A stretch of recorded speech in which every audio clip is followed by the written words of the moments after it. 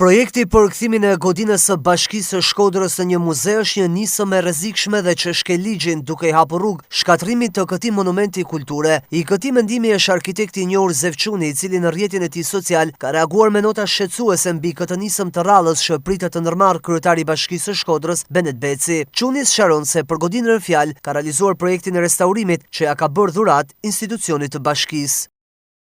Projekti i restaurimit të Bashkisë së Shkodrës edhe ky i bërë dhurat nga unë, por që drejtuesit hoqën dorë pasi duan ta kthejnë ndërtesën në muze historik. Pa konsult me asnjë specialist, duan ta kthejnë një ndërtesë tipike administrative në muze, çka do të ndryshonte krejt formën dhe funksionin, duke dëmtuar këtë monument kulture të kategorisë së parë, që me ligj nuk lejohen ndërhyrje të tilla. Ndërtesa më e përshtatshme për muze do të ishte shtëpia Dën Hasanit ose konsullata italiane, ish shtëpia kulturës e zjarr në shitje nga ambasada italiane.